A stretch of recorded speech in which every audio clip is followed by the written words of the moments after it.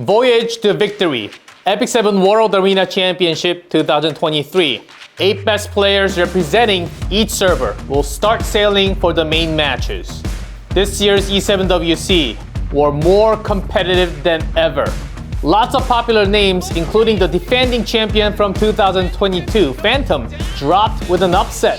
Let's take a look at the 8 players who made it through a deadly qualifier and the history they will be writing in the main matches. First 2 players up, it's Poopist from the global server versus Apocalypse from the Asia server.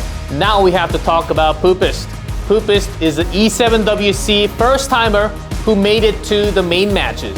In the first match of the main tournament, let's see how it's going to flow. If you look at the 2 most picks of both players, we have the ML Kawarik and also Apocalypse Robbie as the 2 most favorite. But for Poopist, it does seem like does favor a lot more into Lionheart Sirmia, where for the opponent, Apocalypse having slightly more use of Last Rider Crown. Comparing their run through the qualifiers, Apocalypse is known for making stronger drafting style, barely making any mistakes in game. But also Poopist, with his style comfort picks, his ability to create unexpected moments. Continuing with the matchup that Korean fans are especially going to love. Number 1 seed from Korea server qualifier, We Try Ever, versus a second-time veteran, Uigang. Many say that this will determine the very best player from Korea once and for all.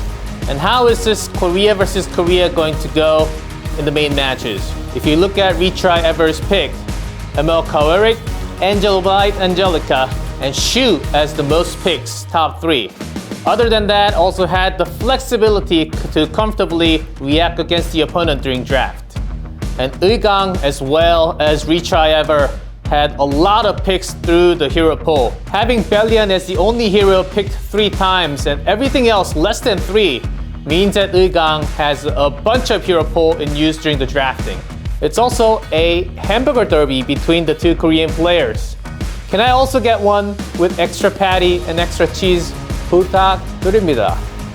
For match 3, it's a battle between the Japan server and the Europe server. Marguerite, who defeated the defending champion already from the Japanese server, battling against Gongero from Europe server, who's actually playing a very different meta compared to the rest of the pack. Both players with very different most picked heroes.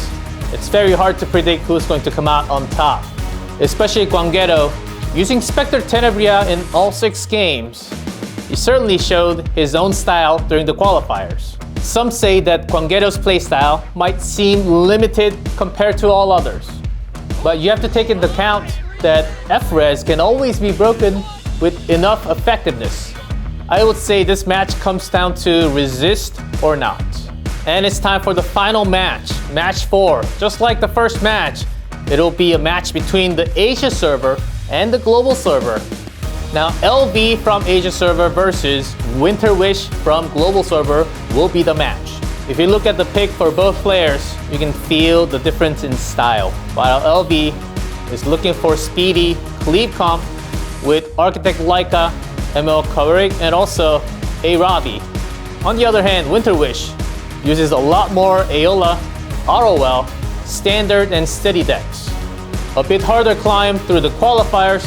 First pick seems to make LV in a comfortable zone during the draft. On the other hand, many fans choose Winter Wish as their powerhouse of the tournament. Let's see how far Winter Wish is going to climb this time. Now that's a little preview of the main matches. Which player will continue to set sail without dropping a single game?